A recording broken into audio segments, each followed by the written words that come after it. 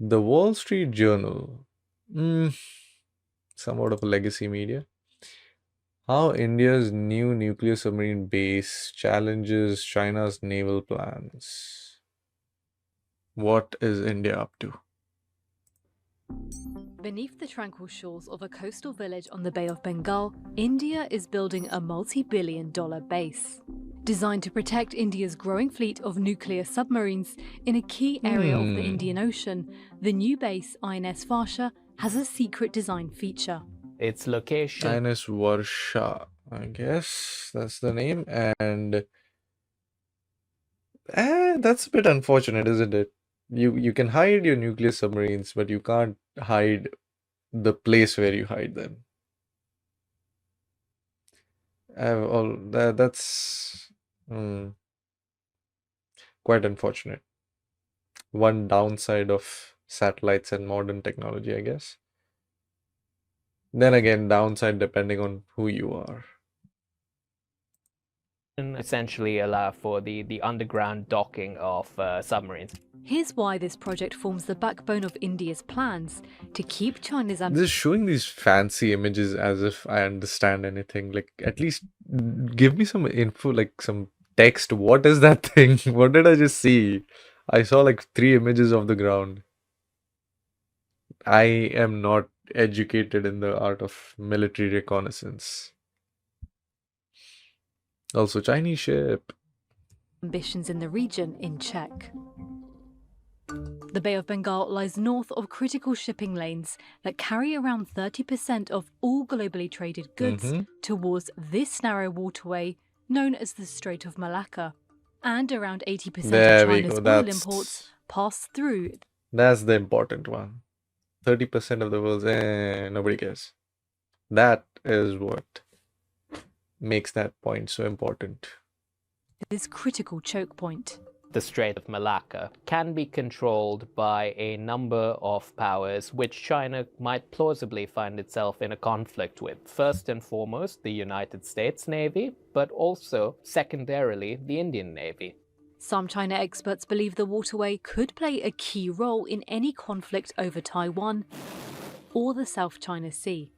One of the ways in which China has tried to reduce its perceived vulnerabilities in this space is by building a growing naval presence in the northern Indian Ocean.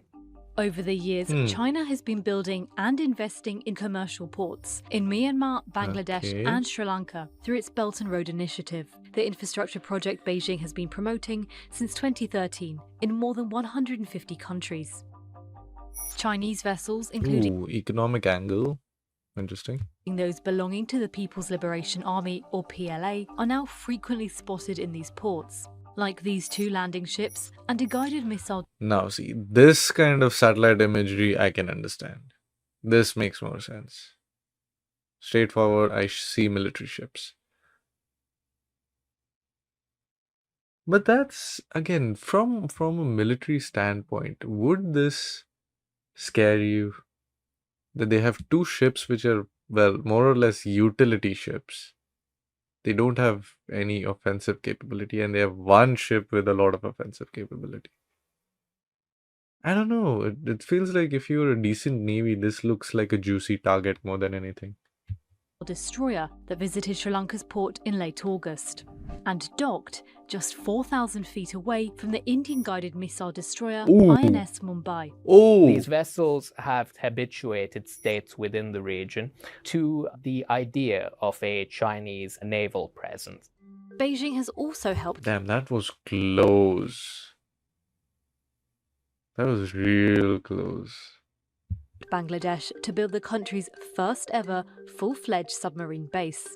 The BNS Sheikh Hasina naval base is still under construction, but was inaugurated in 2023. Interesting name. And at least one of Bangladesh's first 2 submarines, also made in China, appears to already be stationed there. Okay, a bit of a scoop on, well, not really a scoop. Everybody who's into the military sphere of things knows this. Chinese manufactured submarines really loud apparently, and allegedly not so good in terms of maintenance and quality either. What China's investments in both civilian ports but also military facilities can do is create access points which the PLA can rely on for more routine sustainment, which in turn can allow it to embark on more prolonged deployments in the Indian Ocean region. Satellite images showing the expansion of INS Varsha reveal India's efforts to counterbalance Expansion. Oh, whoa. 1 second. I was like, what do you mean expansion? There's nothing there. The expansion of INS Varsha reveal India's efforts to counterbalance China's... Oh, damn. Oh, I would not call that an expansion. I would call that you made it from scratch. That is made, like, there was nothing there before. There wasn't even a shipping, like, not shipping, fishing. Words. There wasn't even a fishing boat in sight. And there's a nuclear submarine there now. I mean, a submarine base. Damn. growing presence in its own backyard. The most important part of the base will be the underground facilities within which Indian submarines can dock towards the right-hand side of the photo. The ability to build tunnels. Ooh, this is interesting. Three-dimensional. Offer advantages both in terms of hardening but also protection against adversary surveillance.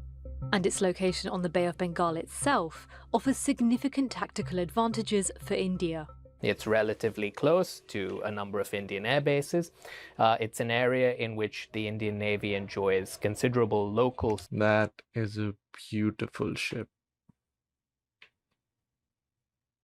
That is a vessel you could, like, that is a vehicle you could look at and say, that's the love of my life. That's a gorgeous ship. Superiority over the People's Liberation Army Navy. Okay, and maybe it's a zoom ringed out shot on would three sides by justify that either statement. India's own territory or states that are neutral or partially aligned with India, although obviously there's an ongoing competition with China for influence in many of these states. Military experts say the base will eventually host up to a dozen nuclear submarines. India currently only has two. Both are Arihant-class ballistic missile submarines, or Oh, that's a cute 3D model. This is like something I would see in a mobile game. SBN. The newest one, INS Arigat, can carry 12 ballistic missiles with a range of around 430 miles, or 4 ballistic missiles that can travel beyond 2,000 miles, putting China... Now that's a good range. 2,000 miles is a good range. 430, you're not really getting anywhere with that. China's naval base in Hainan well within the range. India's third SSBN should be ready in 2025, but India still lags far behind China, which already has 12 nuclear submarines.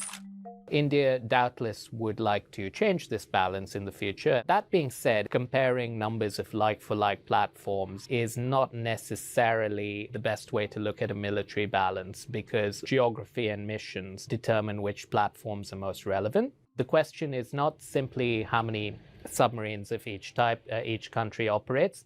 It's also one of reach, because obviously operating closer to Indian shores, many of India's diesel-electric submarines are within operating ranges where they can be pretty effective against Chinese attack submarines. Yeah. The Indian Ministry of Foreign Affairs didn't respond to requests for comment on how New Delhi perceives China's activities in the region.